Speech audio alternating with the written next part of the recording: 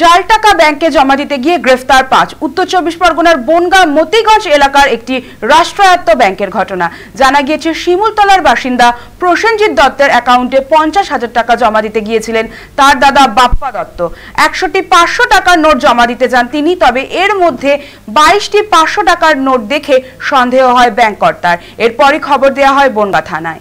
এই মুহূর্তে আমাদের সাথে ফোন লাইনে রয়েছেন আমাদের প্রতিনিধি দেবকুমার দে। দেবকুমার, রাষ্ট্রায়ত্ত ব্যাংকে গিয়ে জাল টাকা জমা দেওয়ার চেষ্টা, এটা তো মারাত্মক ঘটনা। কিভাবে এমন সাহস পেল তারা, কি জানতে পারছো? একদম দিকে তোমাকে বলে দিই, ঘটনাটি উত্তর চব্বিশ পরগনার বনগাঁ মতিগঞ্জ এলাকার একটি রাষ্ট্রায়ত্ত ব্যাংকের এবং শিমুলতলার বাসিন্দা প্রসেনজিৎ দত্তের অ্যাকাউন্টে ৫০,০০০ টাকা জমা দিতে গেছিল তার দাদা। এবং সে সময় যখন ব্যাংকে টাকা জমা দেয়, টাকা গোনা হচ্ছিল, তখন কিন্তু তার মধ্যে থেকে ২২টি ৫০০ টাকার নোট থেকে সন্দেহ হয় এবং পরবর্তীতে তারা দেখে যে ২২টি ৫০০ টাকা কিন্তু জাল টাকা। এবং খবর দেওয়া হয় কিন্তু বনগাঁ থানায়। বনগাঁ থানার পুলিশের কাছে এবং লিখিত অভিযোগ দায়ের হয়। অভিযোগের পরেই কিন্তু যে টাকা দিতে গেছিল বাপ্পা দত্ত এবং তার দাদা প্রসেনজিৎ দত্তকে গ্রেফতার করে।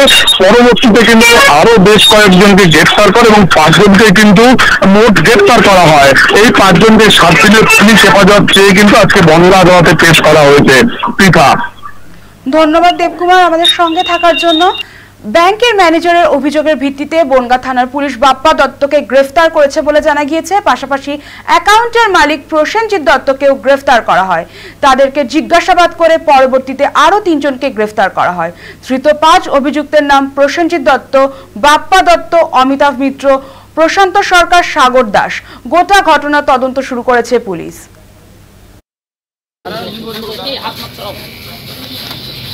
মার্ডার নাই নাকি? মার্ডার কই এটা আমার মার্ডার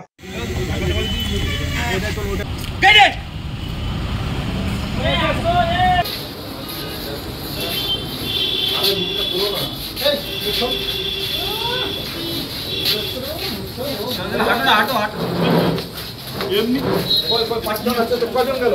৫ জন আছে, গাড়ি আছে কিন্তু দাদা ৪ ৫